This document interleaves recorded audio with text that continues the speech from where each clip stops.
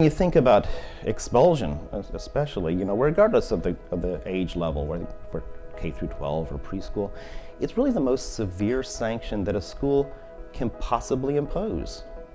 It is analogous to capital punishment of the schools. It's saying, we can't serve you anymore, so we will terminate your existence from this society. And when you hear me say the Office of Civil Rights, try and hear it as if I'm pronouncing slowly the name of a potentially endangered species. So that if its extinction becomes imminent, you'll know to rally. A couple of things about family that I think is really important to sort of maintain as like quick guideposts, right?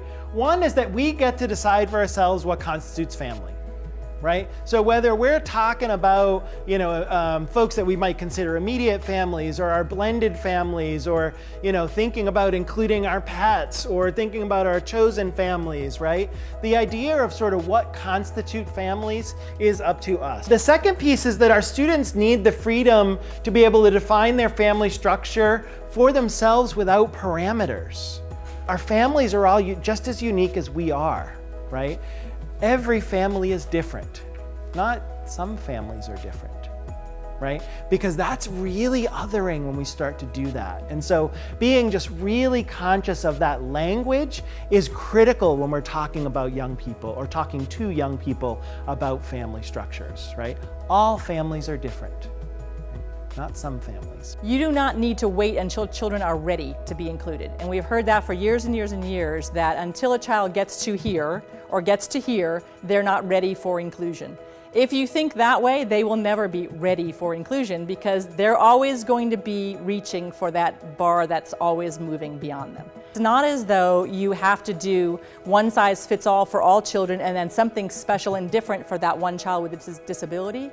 A high quality environment for all children naturally individualizes and serves all children wherever they are. Children who have disabilities and don't have disabilities, they all learn from each other in unique ways. Individual strengths are embraced, individuality is embraced, difference is embraced.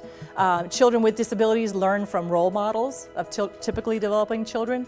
Children who do not have disabilities learn empathy, which is an important skill, more so now, I would say, than ever. The school generally has a way of thinking about and planning for how they're going to get information out to all the different language speakers.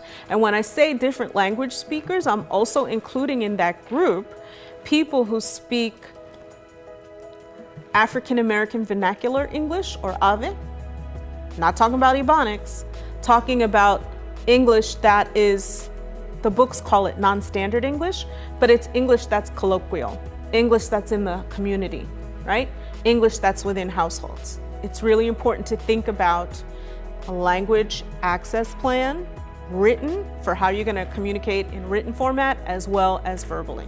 On the same token, a language access plan could talk about how you're going to communicate with families who don't read, who have low literacy, because in the state, that's an issue. The immigrant and refugee EC workers that bring linguistic and cultural competence to families actually need these integrated education and training pathways to help them maintain their place in the workforce or advance. And there's virtually none of those pathway programs available. Lots of families, as you may already know, are looking to make custody agreements for their kids. They're just frightened, unbelievably frightened that they might get deported and what will happen with their kids.